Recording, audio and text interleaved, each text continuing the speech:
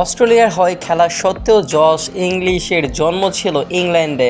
তার নামের সঙ্গেও জড়িয়ে রয়েছে ইংলিশ শব্দটা। তবে আজকের দিনে এক অবাক কাকতালীয় পরিস্থিতি তৈরি হয়েছে, যেখানে ইংল্যান্ডকে হারিয়ে অস্ট্রেলিয়ার হয়ে জয় এনে দিয়েছেন জশ ইংলিশ।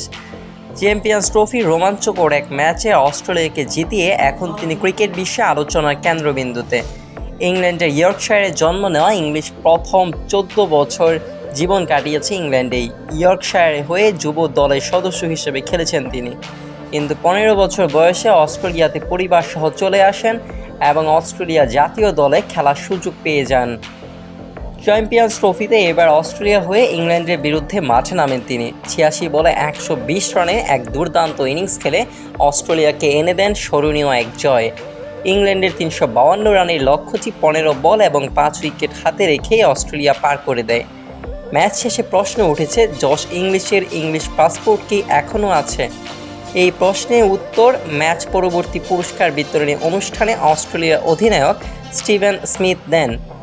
স্মিথ বলেন, দুই কিপার জশ ইংলিশ ও অ্যালেক্স কেরি দারুণ ব্যাটিং করেছে, তারা ভালো ফর্মে আছে।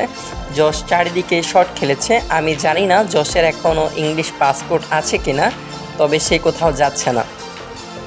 2017 সালে অস্ট্রেলিয়া হয়ে খেলার জন্য প্রচেষ্টা চালান ইংলিশ।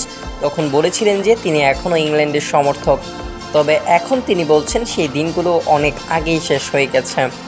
ম্যাচ পরবর্তী সংবাদ সম্মেলনে ইংলিশ বলেন, সেই দিনগুলো অনেক আগেই শেষ, তবে আমি এখনও ফুটবলে ম্যানচেস্টার সিটিকে সমর্থন করি। ইংল্যান্ড থেকে আমি কিছু বার্তা পেয়েছি যা ভালো লেগেছে। চোটগ্রস্ত এক দল নিয়ে চ্যাম্পিয়ন্স ট্রফিতে অংশগ্রহণ করেছিল অস্ট্রেলিয়া, কিন্তু কেন তারা আইসিসি ইভেন্টের রাজা তা ইংল্যান্ডের বিপক্ষে জয় দিয়ে আবারও প্রমাণিত হয়েছে। অস্ট্রেলিয়ার পরবর্তী ম্যাচ আগামী 25 ফেব্রুয়ারি, যেখানে তাদের প্রতিপক্ষ দক্ষিণ আফ্রিকা।